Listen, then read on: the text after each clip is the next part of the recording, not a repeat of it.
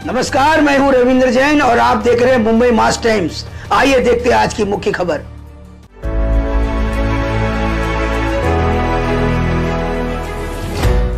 विरोधी पक्ष नेत्यांनी नेहमी अभ्यास करून बोललं पाहिजे।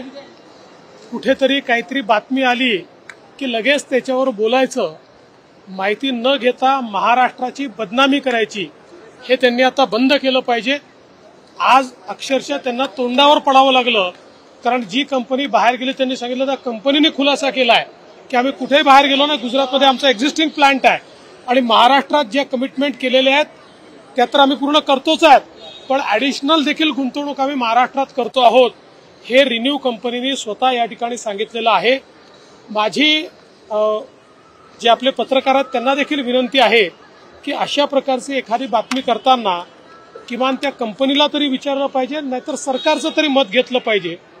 कोणीतरी काहीतरी सांगताय म्हणून अशा प्रकारची बातमी करून यातनं आपल्या शहराची बदनामी होते, आपल्या राज्याची बदनामी होते, तर ती आपण सगळ्यांनी मिळून टाळली पाहिजे।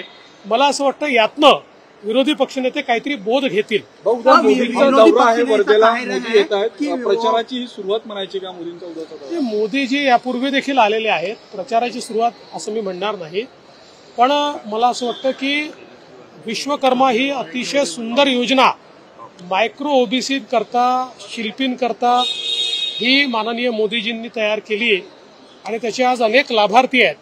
त्या सगळ्या लाभार्थ्यांचं एक प्रकारचं संमेलन आहे।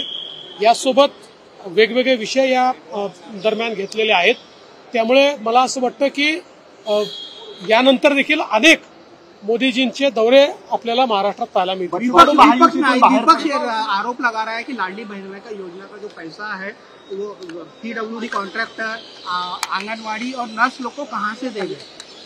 देखिए, विपक्ष जो है न पढ़ाई करता है, न बजट जानता है, पैसा कैसा आता है, पैसा कैसा जाता है, इनको कुछ पता नहीं है, ये सिर्फ आरोप लगाना जानते हैं। हमने लाडली बहन योजना को लगने वाला सारा पैसा बजट में अलग से रखा है और इसके लिए किसी योजना के साथ कॉम्प्रोमाइज नहीं किया।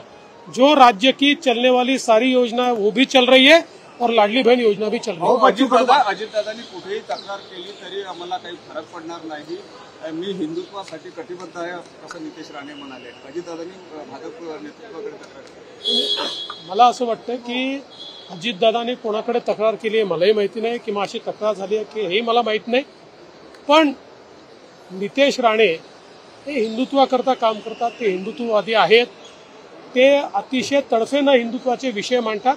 अर्थात हे विषय मांडताना कधी कधी ते जे काही बोलतात त्याचे वेगळे अर्थ निघतात। त्या संदर्भात स्वतः नारायणराव राणे साहेबांनी त्यांच्याशी चर्चा केली आहे, मी चर्चा केली आहे, त्यामुळे ते त्याची काळजी निश्चितपणे घेतील। जो हमारा विपक्ष है वो लगातार महाराष्ट्र की बदनामी करता है। उन्होंने रिन्यू पावर इसका प्लांट महाराष्ट्र से गुजरात में गया, इस प्रकार का नैरेटिव तैयार करने का प्रयास किया। रिन्यू ने आज स्वयं प्रेस नोट जारी करके हम महाराष्ट्र में हैं, हमने अपना इन्वेस्टमेंट बढ़ाया है और बढ़ाएंगे, इस प्रकार से अपना कमिटमेंट दिया है। मुझे लगता है विपक्ष को मुंह की खानी पड़ी।